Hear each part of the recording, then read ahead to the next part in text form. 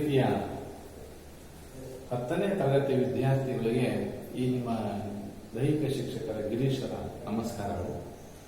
ಮಕ್ಕಳೇ, ನಿಮಗೆ ಗುಂಪು ಆಟಗಳಲ್ಲಿ ಮತ್ತೊಂದು ಆಟ ಆದಂತಹ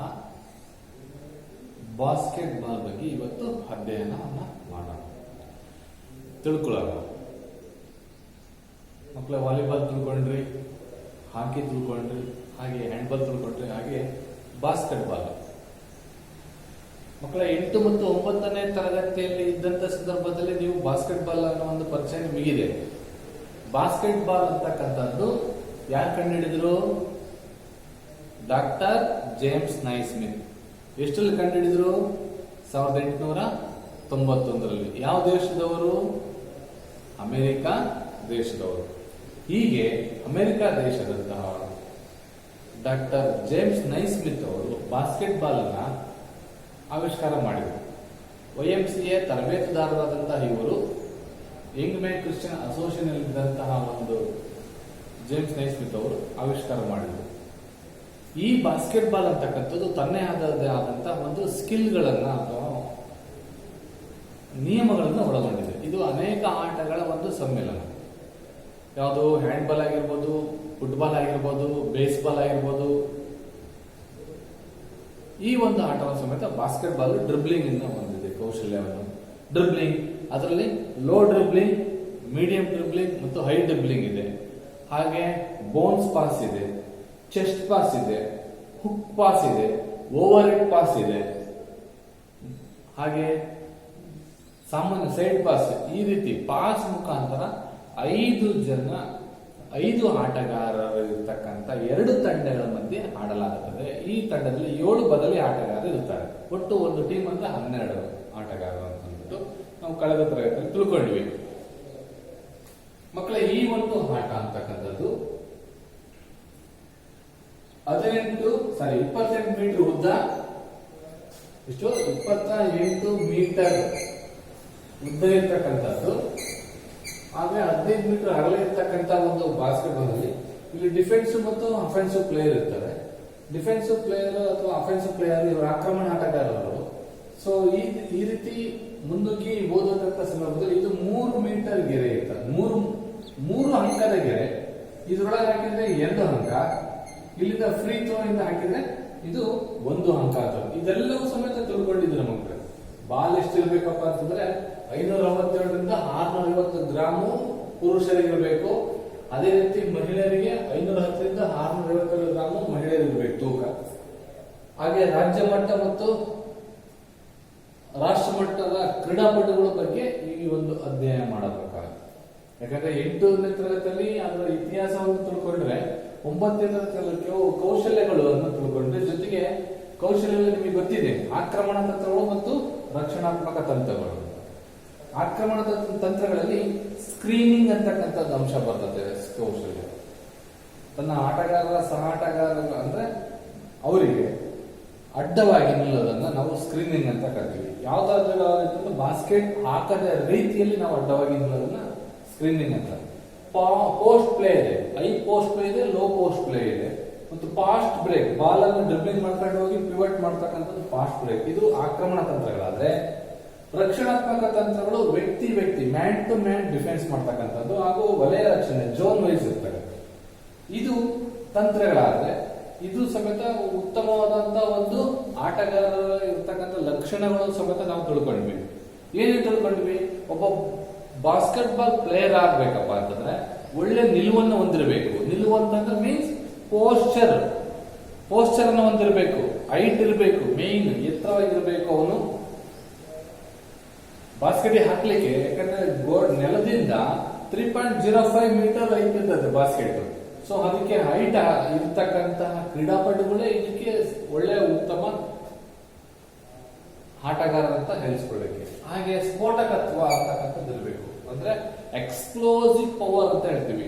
ಆ ಒಂದು ಎಲ್ಲಿಂದ ಯಾಕೆ ಬೇಕಪ್ಪ ಅಂತಂದ್ರೆ, ಈ ಕಾರ್ನರ್ ದಿಂದ ಇಲ್ಲಿಗೆ ಶೂಟ್ ಮಾಡ್ಲಿಕ್ಕೆ ಅಥವಾ ಈ ಕಡೆ ಕಾರ್ನರ್ ದಿಂದ ಹಿಂಗ್ ಶೂಟ್ ಮಾಡ್ಲಿಕ್ಕೆ ಬೇಕಾಗ್ತಕ್ಕಂಥ ಎಕ್ಸ್ಪ್ಲೋಸಿವ್ ಪವರ್ ಬೇಕು.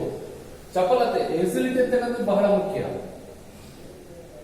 ನಿಂತಿದ್ದಕ್ಕೆ ನಿಲ್ಲಬಾರದು. ಯಾರು? ಪ್ಲೇಯರ್.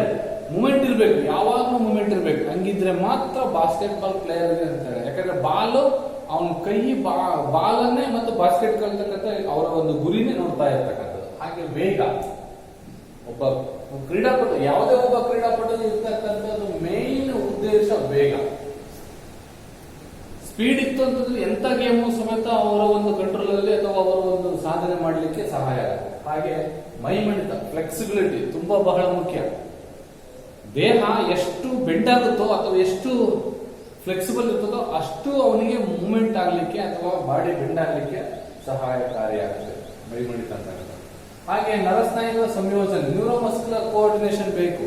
ಕಣ್ಣು, ಕೈ, ಕಾಲುಗಳ ಒಂದು ಚಲನ ಹೇಗಾಗುತ್ತೋ ಹಾಗೆ ಅವ್ರ ನರಸ್ನಾಯುಗಳ ಸಂಯೋಜನೆ ಸಮೇತ ಬಹಳ ಅಷ್ಟೇ ಮುಖ್ಯ ಆಗಿರುತ್ತೆ.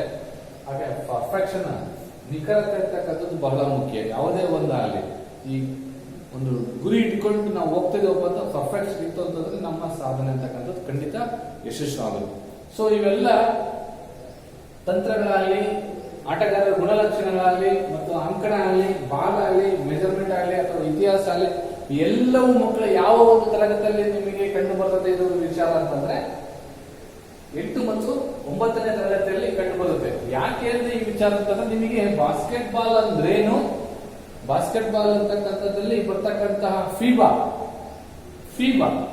Federation international basket ball association, federation international basket ball association, basket ball ನ ಪಂದ್ಯಾವಳಿಗಳು, ವಿಶ್ವಕಪ್ ಆಗಿರಲಿ ಎಲ್ಲವೂ ಸಮೇತ ಇವೆಲ್ಲ ಏನಕ್ಕೆ ಬೇಕಪ್ಪ ಅಂತಂದ್ರೆ, ಸೊ ಇವು ಆಟ ಒಂದು ಬಾಸ್ಕೆಟ್ ಬಾಲ್ ಅನ್ನ ಟೂರ್ನಮೆಂಟ್ ಅನ್ನ ಸಂಘಟನೆ ಮಾಡ್ತಕ್ಕಂತಹ ಪಂದ್ಯಾವಳಿಗಳು, ಟೂರ್ನಮೆಂಟ್ ನಾವು ಕಲ್ತಿದ್ದೀವಿ. ಸೊ ಇದೆಲ್ಲವೂ ಸಮೇತ ಈಗ ನಾನು ಹಳಿಸ್ತಿದ್ದೀನಿ. ಕಾರಣ ಇಷ್ಟೇ, ಈಗ ನಿಮಗೆ ಬಂದಿರ್ತಕ್ಕಂಥದ್ದು ರಾಜ್ಯ ಕ್ರೀಡಾಪಟುಗಳ ಪರಿಚಯ, ಹಾಗೆ ರಾಷ್ಟ್ರ ಮಟ್ಟದ ಕ್ರೀಡಾಪಟುಗಳ ಪರಿಚಯ, ಹಾಗೂ ಅಂತಾರಾಷ್ಟ್ರೀಯ ಮಟ್ಟದ ಫೀಬಾ ಆಟಗಾರರು, ಫೆಡರೇಷನ್ ಅಲ್ಲಿ ಇಂಟರ್ನ್ಯಾಷನಲ್ ಅಲ್ಲಿ ಅವೆಲ್ಲ ಆಟಗಾರರ ಒಂದು ಪರಿಚಯವನ್ನು ನಾನು ನಿಮಗೆ ಮಾಡಿಕೊಡ್ಬೇಕಾಗುತ್ತೆ ಮಕ್ಕಳೇ. ಯಾಕಪ್ಪ ಅಂತಂದ್ರೆ ಈ ಒಂದು ಬಾಸ್ಕೆಟ್ ಬಾಲ್ ಸಮೇತ ಒಲಿಂಪಿಕ್ಸ್ಗೆ 1936ರಲ್ಲಿ ಬರ್ಲಿನ್ ಒಲಿಂಪಿಕ್ಸ್ ನಲ್ಲಿ ಸೇರ್ಪಡೆ ಆಯಿತು. 1936ರಲ್ಲಿ ಇದು ಸಮೇತ ತನ್ನದೇ ಆದಂತಹ ಒಂದು ಇಂಡೋರ್ ಗೇಮ್ ಹೌದು, ಔಟ್ಡೋರ್ ಗೇಮ್ ಹೌದು. ಈಗ ಮೊದಲನೇದಾಗಿ ರಾಜ್ಯ ಮಟ್ಟದ ಕ್ರೀಡಾಪಟುಗಳ ಪರಿಚಯ ಮಾಡಿಕೊಂಡ್ರ ನಾವೀಗ ಯಾರು ಮಾಡ್ಕೊಂತಪ್ಪ ಅಂತಂದ್ರೆ SV ಅಪ್ಪಯ್ಯ. ಇದು ಅಳಿಸ್ಬೋದಲ್ಲ ಮಕ್ಕಳು, ನಿಮಗೆ ಗೊತ್ತಿದೆ, ಮೆಜರ್ಮೆಂಟ್ ಆಗಲಿ ಇದರಲ್ಲಿ ಈ ಒಂದು ಅಂಕಗಳನ್ನು ಸಮೇತ ಬಳಸ್ತೀನಿ, ಬರ್ಲಿಕ್ಕೆ ಈಸಿ ಆಗುತ್ತೆ.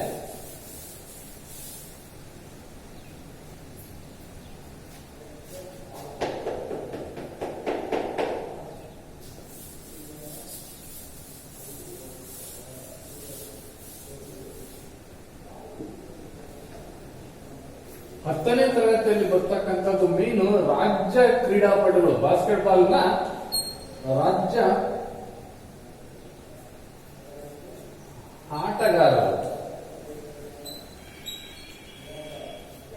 ಯಾರಪ್ಪ ಅಂತಂದ್ರೆ ಮೊದಲನೇದಾಗಿ SV ಅಪ್ಪಯ್ಯ. ಇವರ ಬಗ್ಗೆ ನಾವು ತಿಳ್ಕೋಬಹುದಾದ್ರೆ, ಇವರು ದೇಶವನ್ನು ಪ್ರತಿನಿಧಿಸಿದ ಮೊದಲ ಮೈಸೂರು ಬಾಸ್ಕೆಟ್ ಬಾಲ್ ಕ್ರೀಡಾಪಟು. ನೋಡಿ ನಮ್ಮ ಹೆಮ್ಮೆ, ಕರ್ನಾಟಕದಲ್ಲಿ ಇಡೀ ಪ್ರಪಂಚದಲ್ಲೇ ಅತ್ಯಂತ ಐತಿಹಾಸಿಕ ಸ್ಥಳ ಅಥವಾ ಹಿಸ್ಟಾರಿಕಲ್ ಪ್ಲೇಸ್ ಅಂತಂದ್ರೆ ಮೈಸೂರು. ಆ ಮೈಸೂರಿನವರಾದಂತಹ ಯಾರು, ಅಪ್ಪಯ್ಯ.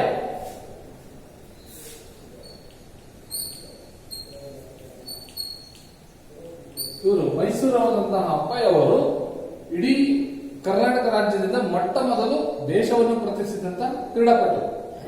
ಅಲ್ಲದೆ ದೆಹಲಿಯಲ್ಲಿ ನಡೆದಂತಹ ಮೊದಲನೇ ಏಷ್ಯನ್ ಗೇಮ್ಸ್ ಹಾಗೂ ಪಾಕಿಸ್ತಾನದಲ್ಲಿ 3 ಟೆಸ್ಟ್ ಪಂದ್ಯಗಳನ್ನು ಆಡಿದರು. ಏಷ್ಯನ್ ಗೇಮ್ಸ್ಗೆ ಭಾಗವಹಿಸಿದಂತಹ ಇವರು. ಏಷ್ಯನ್ ಗೇಮ್ಸ್ ಎಲ್ಲಿ ನಡೀತಾ ಅಂತಂದ್ರೆ ಮೊಟ್ಟ ಮೊದಲ ಏಷ್ಯನ್ ಗೇಮ್ಸ್ ನ್ಯೂ ದೆಹಲಿಯಲ್ಲಿ ನಡೀತು. ನೆನಪಿದೆಯಾ ಮಕ್ಕಳೇ? ಕಳೆದ ಒಂದು ತರಗತಿಯಲ್ಲಿ ಒಲಿಂಪಿಕ್ಸ್ ಮತ್ತು ಏಷ್ಯನ್ ಗೇಮ್ಸ್ ಪಾಠ ಮಾಡಬೇಕಾದ್ರೆ ಮೊಟ್ಟ ಮೊದಲ ಏಷ್ಯನ್ ಗೇಮ್ಸ್ 1951ರಲ್ಲಿ ಮೊಟ್ಟ ಮೊದಲು ನಮ್ಮ ದೆಹಲಿಯ ನ್ಯೂ ದೆಹಲಿಯ ನಮ್ಮ ದೇಶದಲ್ಲಿ ನಡೆಯಿತು, ಗುರುದತ್ ಸೋಂದಿ ಅವರ ಅಧ್ಯಕ್ಷತೆಯಲ್ಲಿ. ಸೊ ಅಂತಹ ಏಷ್ಯನ್ ಗೇಮ್ಸ್ ನಲ್ಲಿ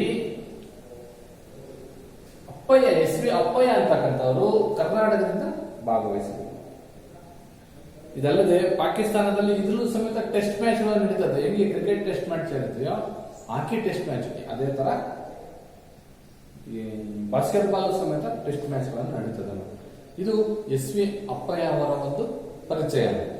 ಎಸ್.ವಿ. ಅಪ್ಪಯ್ಯ ಅವರು ಮೈಸೂರು ಬಾಸ್ಕೆಟ್ಬಾಲ್ ಅಸೋಸಿಯೇಷನ್ ನಲ್ಲಿ ಮೊಟ್ಟ ಮೊದಲು ದೇಶವನ್ನು ಪ್ರತಿನಿಧಿಸಿದಂತಹ ಕ್ರೀಡಾಪಟು, ಅಲ್ಲದೆ ಏಷ್ಯಾ ಗೇಮ್ಸ್ ನಲ್ಲಿ ಮೊಟ್ಟ ಮೊದಲ ಏಷ್ಯಾ ಗೇಮ್ಸ್ ಅಲ್ಲಿ ಭಾಗವಹಿಸಿದಂತಹ ಕ್ರೀಡಾಪಟು, ಹಾಗೆ ಪಾಕಿಸ್ತಾನದಲ್ಲಿ ನಡೆದಂತಹ ಹಲವಾರು ಟೆಸ್ಟ್ ಬಾಸ್ಕೆಟ್ಬಾಲ್ ಮ್ಯಾಚ್ಗಳನ್ನ, ಟೆಸ್ಟ್ ಪಂದ್ಯಗಳನ್ನು ಆಡಿದಂತಹ ಕ್ರೀಡಾಪಟು. ಎರಡನೇ ಕ್ರೀಡಾಪಟು ನೋಡೋದಾದ್ರೆ ನಾವು ಜಿ.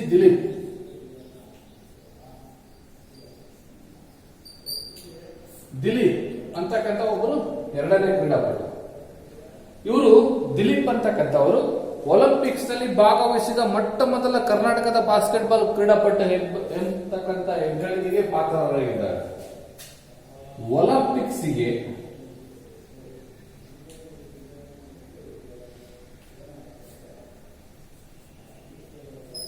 ಮೊಟ್ಟ ಮೊದಲ ಕ್ರೀಡಾಪಟು ನಮ್ಮ ಕರ್ನಾಟಕದಿಂದ ಮೊಟ್ಟ ಮೊದಲ ಕ್ರೀಡಾಪಟು ಯಾರಪ್ಪ ಒಲಿಂಪಿಕ್ಸ್ ಅಲ್ಲಿ ಕರ್ನಾಟಕದಿಂದ ಭಾಗವಹಿಸಿದ್ರು ಅಂತ ಹೇಳಿದ್ರೆ ಜಿ. ದಿಲೀಪ್ ಅಂತಕ್ಕಂಥದ್ದು ಒಂದು ಮಾತನ್ನು ನಾವು ಹೇಳಬಹುದು. ಅಲ್ಲದೆ ಮಾಸ್ಕೋ ಒಲಿಂಪಿಕ್ಸ್ ಅಲ್ಲಿ ಹಾಗೂ ನಾಗೋಯ್ ಅಂತಕ್ಕಂಥ ಜಪಾನ್ ಅಲ್ಲಿ ನಡೆದಂತಹ ಏಷ್ಯನ್ ಬಾಸ್ಕೆಟ್ಬಾಲ್ ಚಾಂಪಿಯನ್ಶಿಪ್ ನಲ್ಲಿ ಭಾರತವನ್ನು ಪ್ರತಿನಿಧಿಸಿದಂತಹ ಕ್ರೀಡಾಪಟು ಜಿ. ದಿಲೀಪ್ ಕ್ರೀಡಾಪಟು. ಹಾಗೆ ಆರ್. ರಾಜನ್ ಮೂರನೇ ಕ್ರೀಡಾಪಟು ಆರ್. ರಾಜನ್.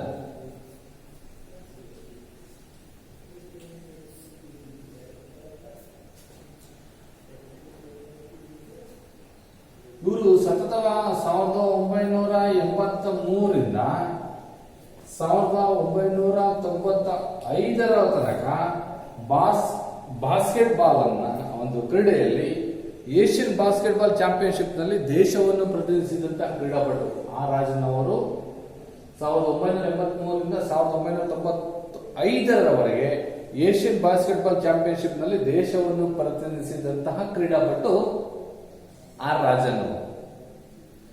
ಏಷ್ಯಾದ ಬೇರೆ ಚಾಂಪಿಯನ್ಶಿಪ್ ನಲ್ಲಿ ದೇಶವನ್ನು ಪ್ರತಿನಿಧಿಸಿದ್ದ ಏಷ್ಯಾದ ಒಂದು ದೇಶದಲ್ಲಿ ಆ ಒಂದು ನಡೀತಕ್ಕಂಥ ಚಾಂಪಿಯನ್ಶಿಪ್ ನಲ್ಲಿ ಭಾರತವನ್ನು ಪ್ರತಿನಿಧಿಸಿದ್ದಾರೆ. ಅಲ್ಲಿ 4 ವರ್ಷ ಬಾಸ್ಕೆಟ್ಬಾಲ್ ತಂಡದ ನಾಯಕರು, ಕ್ಯಾಪ್ಟನ್, ನಮ್ಮ ದೇಶದ 4 ವರ್ಷ ನಾಯಕರಾಗಿದ್ದಾರೆ.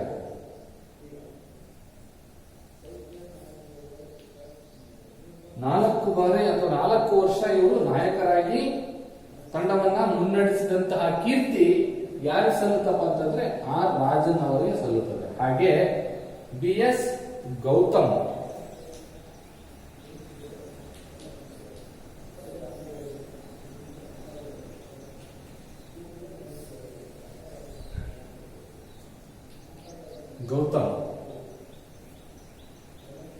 ಇವರು ಸುಮಾರು ವರ್ಷಗಳ ಕಾಲ ಜೂನಿಯರ್ ಮತ್ತು ಸೀನಿಯರ್ ಬಾಸ್ಕೆಟ್ಬಾಲ್ ತಂಡದ ನಾಯಕರಾಗಿಯೂ ಹಾಗೂ ಭಾರತ ತಂಡದ ನಾಯಕರಾಗಿಯೂ ಸೇವೆಯನ್ನು ಸಲ್ಲಿಸಿರ್ತಕ್ಕಂಥವ್ರು ಯಾರು?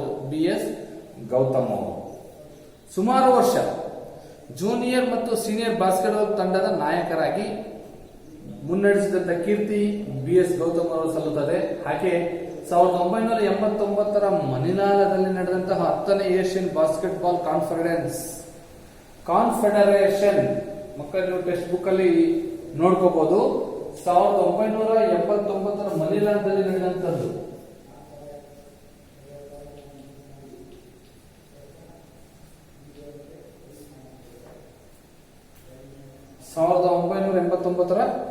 ಮನಿಲಾದಲ್ಲಿ ನಡೆದಂತಹ 10ನೇ ಏಷ್ಯನ್ ಬಾಸ್ಕೆಟ್ಬಾಲ್ ಕಾನ್ಫೆಡರೇಷನ್ ಚಾಂಪಿಯನ್ಶಿಪ್ ನಲ್ಲಿ 18ನೇ ಏಷ್ಯನ್ ಬಾಸ್ಕೆಟ್ಬಾಲ್ ಕಾನ್ಫೆಡರೇಷನ್ ಚಾಂಪಿಯನ್ಶಿಪ್ ನಲ್ಲಿ Korea, Seoul championship, Riyadh Saudi ಹಾಗೂ 2003ರಲ್ಲಿ ಸೀನಿಯರ್ ಬಾಸ್ಕೆಟ್ಬಾಲ್ ಹಾಗೂ ಯುರೋಪ್ ಕಪ್ ನಲ್ಲೂ ಸಮೇತ ಭಾಗವಹಿಸಿದಂತಹ ಕ್ರೀಡಾಪಟು PS ಗೌತಮ್.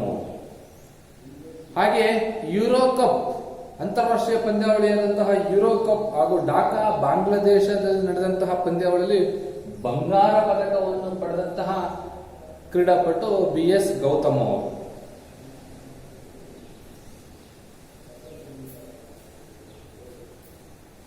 ಯುರೋಪ್ ಕಪ್ ಅಲ್ಲಿ ಯುರೋಪ್ ಕಪ್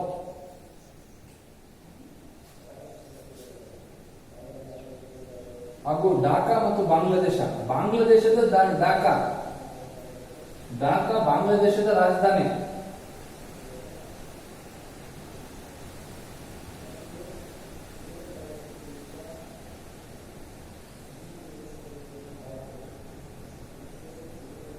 ಬಂಗಾರ ಪದಕವನ್ನು ಪಡೆದಿರ್ತಕ್ಕಂಥ ಕ್ರೀಡಾಪಟು.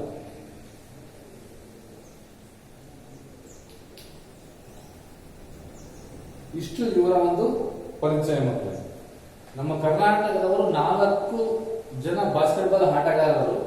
ಒಂದು SV ಅಪ್ಪಯ್ಯ ಮೈಸೂರಿನವರು, G ದಿಲೀಪ್ ಒಲಿಂಪಿಕ್ಸ್ ಗೆ ಮೊಟ್ಟ ಮೊದಲ ಕರ್ನಾಟಕದಿಂದ ಭಾಗವಹಿಸಿದವರು, R ರಾಜನ್ 1983 95ರವರೆಗೆ 4 ವರ್ಷ ಸತತವಾಗಿ ನಾಯಕರಾದಂತವರು. ಹಾಗೆ BS ಗೌತಮ್ ಅವರು 1981 ಮನಿಲಾದಲ್ಲಿ ನಡೆದಂತಹ ಯುರೋಪ್ ಕಪ್ ಮತ್ತು ಢಾಕಾದಲ್ಲಿ ನಡೆದಂತಹ ಬಾಂಗ್ಲಾದೇಶದಲ್ಲಿ ಬಂಗಾರ ಪದಕವನ್ನು ಬಳಸಿಕೊಟ್ಟಂತಹ ಹಾಗೂ ಚಾಂಪಿಯನ್ಶಿಪ್ 18ನೇ ಏಷ್ಯನ್ ಬಾಸ್ಕೆಟ್ಬಾಲ್ ಚಾಂಪಿಯನ್ಶಿಪ್ ಹಾಗೂ ಕಾನ್ಫೆಡರೇಷನ್ ಕೊರಿಯಾ ಸಿಯೋಲ್ ನಡೆದಂತಹ ಕ್ರೀಡಾಕೂಟದಲ್ಲಿ ಭಾಗವಹಿಸಿದಂತಹ ಕ್ರೀಡಾಪಟು BS ಗೌತಮ್ ಅವರು ಸಲ್ಲುತ್ತದೆ. ಇಷ್ಟು ನಮ್ಮ ಕರ್ನಾಟಕದವರ ಒಂದು ಬಾಸ್ಕೆಟ್ಬಾಲ್ ನ ಪರಿಚಯ. ಮಕ್ಕಳೇ, ಇವರಿಗೆ ಕರ್ನಾಟಕ ರಾಜ್ಯ ಪ್ರಶಸ್ತಿ ಪತ್ರವಾದಂತಹ ಕ್ರೀಡಾ ರತ್ನ ಪ್ರಶಸ್ತಿ, ಕೆಂಪೇಗೌಡ ಪ್ರಶಸ್ತಿ, ಏಕಲವ್ಯ ಪ್ರಶಸ್ತಿ ಹಾಗೂ ಹೊಯ್ಸಳ ಪ್ರಶಸ್ತಿಗಳು ಇವರಿಗೆ ಲಭಿಸಿವೆ. ಇಷ್ಟು 4 ಜನಕ್ಕೂ ಸಮೇತ ಕರ್ನಾಟಕ ರಾಜ್ಯ ಸರ್ಕಾರ ಅಂತಕ್ಕಂಥದ್ದು ನಮ್ಮ ಕರ್ನಾಟಕದಲ್ಲಿ ಏನು ಭಾರತ ಕೇಂದ್ರ ಸರ್ಕಾರದಲ್ಲಿ ಕೊಡ್ತಕ್ಕಂತಹ ಪ್ರಶಸ್ತಿಗಳಾದಂತಹ ಅರ್ಜುನ್ ಅವಾರ್ಡು, ದ್ರೋಣಾಚಾರ್ಯ ಅವಾರ್ಡ್ ಮತ್ತು ರಾಜೀವ್ ಗಾಂಧಿ ಖೇಲ್ ರತ್ನ ಅವಾರ್ಡ್ ಆದ್ರೆ, ನಮ್ಮ ಕರ್ನಾಟಕದ ರಾಜ್ಯ ಆಟಗಾರರಿಗೆ ಕೊಡ್ತಕ್ಕಂಥ ಪ್ರಶಸ್ತಿಗಳು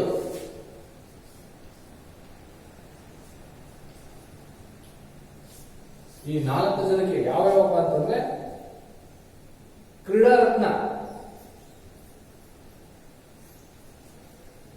ರತ್ನ, ಕೆಂಪೇಗೌಡ ಪ್ರಶಸ್ತಿ,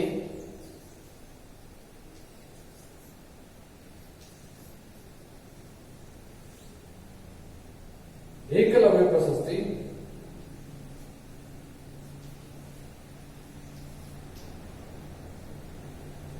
ಹೊಯ್ಸಳ ಪ್ರಶಸ್ತಿ,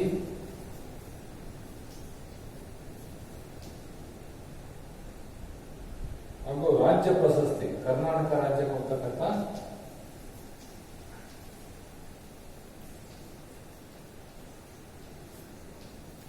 ಇಷ್ಟು ಈ ಮಹಾನ್ ಬಾಸ್ಕೆಟ್ಬಾಲ್ ಕ್ರೀಡಾಪಟುಗಳಿಗೆ ನಮ್ಮ ರಾಜ್ಯ ಸರ್ಕಾರ ಅಂತಕ್ಕಂಥದ್ದು ರಾಜ್ಯ ಪ್ರಶಸ್ತಿ ಅಲ್ಲದೇ ಹೊಯ್ಸಳ ಪ್ರಶಸ್ತಿ, ಏಕಲವ್ಯ ಪ್ರಶಸ್ತಿ, ಕೆಂಪೇಗೌಡ ಪ್ರಶಸ್ತಿ ಹಾಗೂ ಕ್ರೀಡಾ ರತ್ನ ಪ್ರಶಸ್ತಿಯನ್ನು ಕೊಟ್ಟು ಗೌರವಿಸತಕ್ಕಂಥದ್ದು ನಮ್ಮ ಕರ್ನಾಟಕ ಸರ್ಕಾರದ ಆದ್ಯ ಕರ್ತವ್ಯ. ಹಾಗೆ ರಾಷ್ಟ್ರೀಯ ಆಟಗಾರರ ಪರಿಚಯ. ಇವು ರಾಜ್ಯ ಆಟಗಾರರಾದ್ರೆ ರಾಷ್ಟ್ರ ಮಟ್ಟದ ರಾಷ್ಟ್ರದಲ್ಲಿ ಬರ್ತಕ್ಕಂಥ ಆಟಗಾರರು.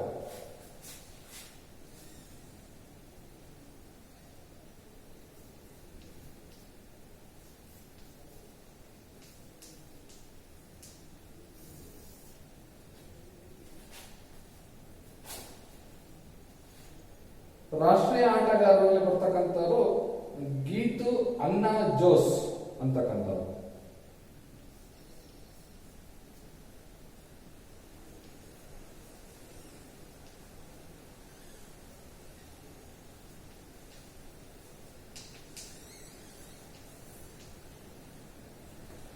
ಗೀತು ಅಣ್ಣಾ ಜೋಸ್ ಅವರು ಬಾಸ್ಕೆಟ್ಬಾಲ್ನ ನಮ್ಮ ಭಾರತ ದೇಶದ ಪ್ರಮುಖ ಆಟಗಾರರು.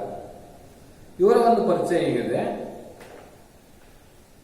ಗೀತು ಅಣ್ಣಾ ಜೋಸ್ ರವರು ಕೇರಳ ರಾಜ್ಯದ ಕೊಟ್ಟಾಯಂ ಜಿಲ್ಲೆಯಲ್ಲಿ ಜನಿಸಿದರು. ಮೂಲತಃ ಇವರು ಯಾರಪ್ಪ ಅಂತಂದ್ರೆ ಕೇರಳ ರಾಜ್ಯದವರು.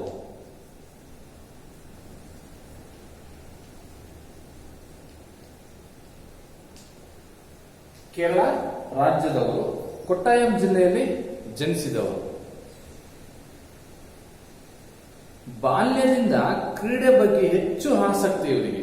ಬಾಲ್ಯದಿಂದಲೂ ಸಮೇತ ಕ್ರೀಡೆ ಬಗ್ಗೆ ತುಂಬಾ ಆಸಕ್ತಿ. ಹಾಗೆ ತನ್ನ 11ನೇ ವಯಸ್ಸಿನಲ್ಲಿ ಬಾಸ್ಕೆಟ್ಬಾಲ್ ಆಟವನ್ನ 11ನೇ ವಯಸ್ಸಿನಲ್ಲಿ ಈ ಒಂದು ಬಾಸ್ಕೆಟ್ಬಾಲ್ ಆಟವನ್ನ ಪ್ರಾರಂಭಿಸಿದಂತಹ ಕೀರ್ತಿ ಇವರಿಗೆ ಸ್ವಲ್ಪ.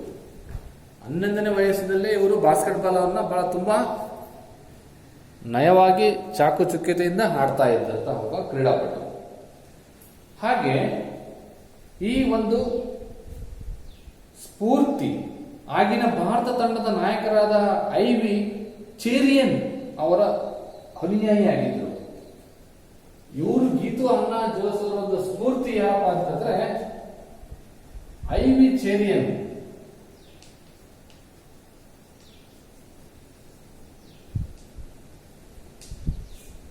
ಇವರು ಈ ಚೇರಿಯನ್ ಅವರು ಅನುಯಾಯಿಯಾಗಿದ್ದರು. ಆಟದಲ್ಲಿ ಹೆಚ್ಚು ಆಸಕ್ತಿ ವಹಿಸಿ ರಾಜ್ಯ ಮಟ್ಟದ ಯುವ ಕ್ರೀಡೆಯಲ್ಲಿ ಭಾಗವಹಿಸಿ ದಕ್ಷಿಣ ರೈಲ್ವೇಸ್ಗೆ ಆಯ್ಕೆಯಾಗಿದ್ದರು. ದಕ್ಷಿಣ ರೈಲ್ವೇಸ್ ಆಡ್ತಕ್ಕಂತ ಒಬ್ಬ ಕ್ರೀಡಾಪಟು ಆಗಿದ್ದರು. ಹಾಗೆ ಗೀತೂರವರು ಭಾರತದ ಪ್ರಪ್ರಥಮ ಪ್ರೊಫೆಷನಲ್ ಆಟಗಾರರಾಗಿ ಆಸ್ಟ್ರೇಲಿಯಾದಲ್ಲಿ ಭಾಗವಹಿಸಿ ಅಲ್ಲಿನ WNBL ಅಂದ್ರೆ ವುಮೆನ್ಸ್ ನ್ಯಾಷನಲ್ ಬಾಸ್ಕೆಟ್ಬಾಲ್ ಲೀಗ್ ನಲ್ಲಿ ಅಚ್ಚುಮೆಚ್ಚುಗೆ ಗಳಿಸಿ ಅನೇಕ ಪ್ರಶಸ್ತಿಗಳನ್ನು ಪಡೆದವರು ಗೀತು ಅನ್ನವರು. ಯಾವುದು ಆಸ್ಟ್ರೇಲಿಯಾದಲ್ಲಿರ್ತಕ್ಕಂತಹ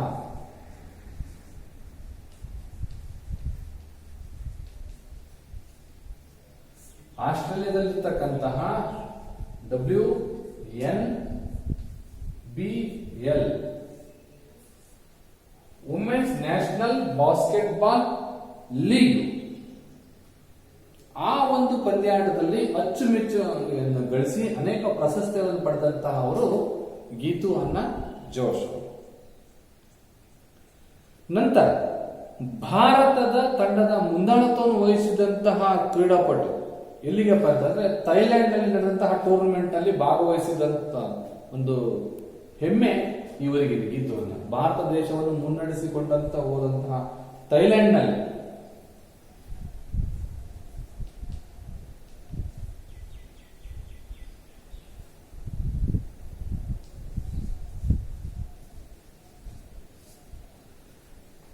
ಥೈಲ್ಯಾಂಡ್ಗೆ ತನ್ನ ಟೀಮ್ ಅನ್ನ ಕರೆದುಕೊಂಡರು.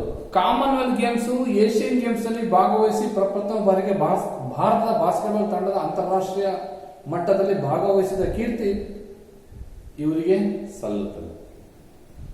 Commonwealth games,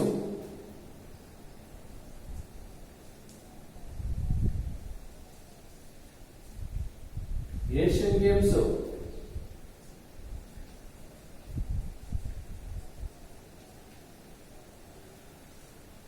Commonwealth games, Asian games ನಲ್ಲಿ ಭಾರತವನ್ನ ಪ್ರಪ್ರಥಮ ಬಾಸ್ಕೆಟ್ಬಾಲ್ ತಂಡವನ್ನ ಮುನ್ನಡೆಸಿದಂತಹ ಕೀರ್ತಿ ಗೀತು ಅನ್ನ ಜೋಶ್ ಅವರಿಗೆ ಸಲ್ಲುತ್ತದೆ. ಹಾಗೆ ಅಂತಾರಾಷ್ಟ್ರೀಯ ಮಟ್ಟದಲ್ಲಿ ಭಾಗವಹಿಸಿದಂತಹ ಒಬ್ಬ ರೈಲ್ವೇಸ್ ತಂಡದಿಂದ ಭಾಗವಹಿಸಿದ ಸತತವಾಗಿ 7 ಬಾರಿ ರಾಷ್ಟ್ರೀಯ ವಿಜೇತರಾಗಿದ್ದಾರೆ. ರೈಲ್ವೇಸ್ ಡಿಪಾರ್ಟ್ಮೆಂಟ್ ಅಲ್ಲಿ 7 ರೈಲ್ವೇಸ್ ಡಿಪಾರ್ಟ್ಮೆಂಟ್ ಅಲ್ಲಿ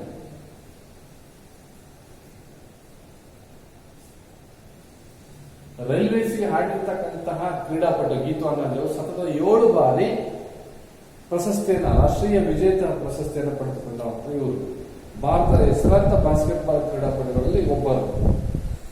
ಗುರುದಯಾಲ್ ಸಿಂಗ್ ಮತ್ತು ವಿಶೇಷ ಭೃಗುವಂಶಿ ಅಂತಕ್ಕಂಥದ್ದು ಬಹಳ ಪ್ರಮುಖರು ಅಂತಂದ್ಬಿಟ್ಟು ಇಷ್ಟು ಈ ರಾಷ್ಟ್ರೀಯ ಆಟಗಾರರಲ್ಲಿ ಬರ್ತಕ್ಕಂತಹ ಗೀತು ಅನ್ನ ಜೋಸ್ ಅವರ ಒಂದು ಪರಿಚಯ. ಮಕ್ಕಳು ಅರ್ಥ ಆಗಿದೆ ಅಂತ ತಿಳ್ಕೊಂಡಿದ್ದೀನಿ. ಗೀತು ಅನ್ನ ಜೋಸ್ ಅವರು ಯಾವ ರಾಜ್ಯದವರು? ಕೇರಳ ರಾಜ್ಯದವರು. ಎಲ್ಲಿ ಹುಟ್ಟಿದ್ರಪ್ಪ ಅಂತಂದ್ರೆ ಕೊಟ್ಟಾಯಂನಲ್ಲಿ ಜನಿಸಿದರು. ಬಾಲ್ಯದಿಂದ ಅಂದ್ರೆ 11ನೇ ವರ್ಷದಲ್ಲಿ ಇವರು ಬಾಸ್ಕೆಟ್ಬಾಲ್ಗೆ ಎಂಟ್ರಿ ಕೊಟ್ಟವರು. ಇವರಿಗೆ ಪ್ರೇರಣೆ ನೀಡಿದವರು ಯಾರಪ್ಪ ಅಂತಂದ್ರೆ ಐವಿ ಚೇರಿಯನ್. ಇವರು ಭಾರತ ತಂಡದ ನಾಯಕರಾಗಿರ್ತಕ್ಕಂತಹ ಐವಿ ಚೇರಿಯನ್ ಅವರ ಒಂದು ಅನುಯಾಯಿಯಾಗಿ ಆ ರಾಜ್ಯ ಮಟ್ಟದಿಂದ ಕೇರಳ ರಾಜ್ಯ ಮಟ್ಟದಿಂದ ರಾಷ್ಟ್ರ ಮಟ್ಟಕ್ಕೆ ಅದು ರೈಲ್ವೇಸ್, ದಕ್ಷಿಣ ರೈಲ್ವೇಸ್ಗೆ ಆಯ್ಕೆ ಆಗ್ತಾರೆ. ಆಯ್ಕೆ ಆಗಿ ಇವ್ರು ಏನ್ ಮಾಡ್ತಾರೆ, ಪ್ರೊಫೆಷನಲ್ ಆಟಗಾರರಾಗಿ ಆಸ್ಟ್ರೇಲಿಯಾಕ್ಕೆ ಹೋಗ್ತಾರೆ. ಆ ಆಸ್ಟ್ರೇಲಿಯಾದಲ್ಲಿ ವುಮೆನ್ಸ್ ನ್ಯಾಷನಲ್ ಬಾಸ್ಕೆಟ್ಬಾಲ್ ಲೀಗ್ ನಲ್ಲಿ ಅಚ್ಚುಮೆಚ್ಚುಗೆಯನ್ನ ಗಳಿಸಿಬಿಟ್ಟು ಉತ್ತಮ ಕ್ರೀಡಾಪಟು ಆಗಿ ಹೊರಹೊಮ್ಮುತ್ತಾರೆ. ಅಂತಹ ಸಂದರ್ಭದಲ್ಲಿ ಥೈಲ್ಯಾಂಡ್ಗೆ ಟೀಮ್ ಹೋಗ್ಬೇಕಾಗತ್ತೆ. ಅಂತಹ ಒಂದು ಥೈಲ್ಯಾಂಡ್ಗೆ ತನ್ನ ಭಾರತ ದೇಶದ ಬಾಸ್ಕೆಟ್ಬಾಲ್ ಟೀಮ್ ಅನ್ನ ಮುನ್ನಡೆಸಿದಂತ ಕೀರ್ತಿ ಗೀತು ಅನ್ನ ಜೋಸ್ ಅವರಿಗೆ ಸಲ್ಲುತ್ತದೆ. ಅದಲ್ಲದೆ ಭಾರತ ತಂಡವನ್ನ ಕಾಮನ್ವೆಲ್ತ್ ಗೇಮ್ಸ್ ನಲ್ಲಿ ಆಡಿಸಿದಂತ ಕೀರ್ತಿ ಹಾಗೂ ಏಷ್ಯನ್ ಗೇಮ್ಸ್ ನಲ್ಲಿ ಆಡಿಸಿದಂತ ಕೀರ್ತಿ ಇವರಿಗೆ ಸಲ್ಲುತ್ತದೆ. ಒಟ್ಟಿಗೆ ರೈಲ್ವೇಸ್ ಅಲ್ಲಿ ಟೋಟಲ್ 7 ಸತತ ರಾಷ್ಟ್ರ ಪ್ರಶಸ್ತಿಯನ್ನು ಗಳಿಸತಕ್ಕಂಥ ಕೀರ್ತಿ ಗೀತು ಅನ್ನ ಜೋಸ್ ಅವರಿಗೆ ಲಭಿಸುತ್ತದೆ. ಇಷ್ಟು ರಾಷ್ಟ್ರೀಯ ಆಟಗಾರರಲ್ಲಿ ಬರ್ತಕ್ಕಂತಹ ಗೀತು ಅನ್ನ ಜೋಸ್ ಅವರ ಒಂದು ಪರಿಚಯ ಮಕ್ಕಳೇ. ಇಷ್ಟು ನಿಮಗೆ ರಾಜ್ಯ ಮತ್ತು ರಾಷ್ಟ್ರೀಯ ಆಟಗಾರರ ಪರಿಚಯ ಆಯಿತು. ಹಾಗೆ ಅಂತಾರಾಷ್ಟ್ರೀಯ ಆಟಗಾರರಾದಂತಹ ಪರಿಚಯವನ್ನ ಮುಂದಿನ ತರಗತಿಯಲ್ಲಿ ನಾವು ತಿಳ್ಕೊಳ್ಳೋಣ. ಅಂತಾರಾಷ್ಟ್ರೀಯ ಆಟಗಾರರಾದಂತಹ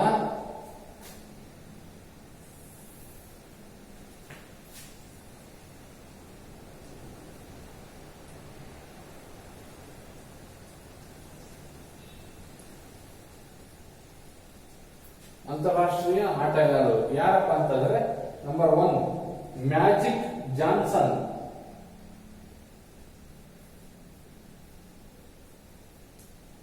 ಮ್ಯಾಜಿಕ್ ಜಾನ್ಸನ್.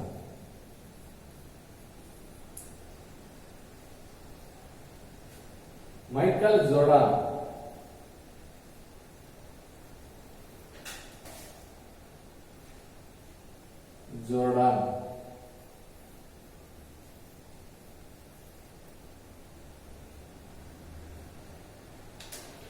ಹಾಗೆ ಕರೀಂ ಅಬ್ದುಲ್ ಜಬ್ಬಾರ್. ಕರೀಂ ಅಬ್ದುಲ್ ಜಬ್ಬಾರ್.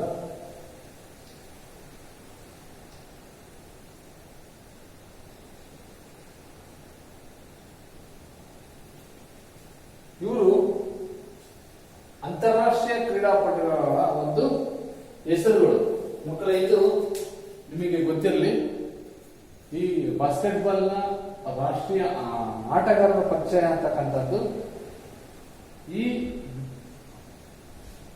ಬಾಸ್ಕೆಟ್ಬಾಲ್ ಅಲ್ಲಿ ರಾಜ್ಯ ಮಟ್ಟದ ಕ್ರೀಡಾಪಟುಗಳು S V. Appaiah, G. Dilip, R. Rajan, B S. Gautam. ಆದ್ರೆ ರಾಷ್ಟ್ರೀಯ ಆಟಗಾರರಲ್ಲಿ ಗೀತು ಅನ್ನ ಜೋಸ್ ಮತ್ತು ಗುರು ದಯಾಲ್ ಸಿಂಗ್ ಅಂತಕ್ಕಂಥ ಅವರು ಬರ್ತಾರೆ.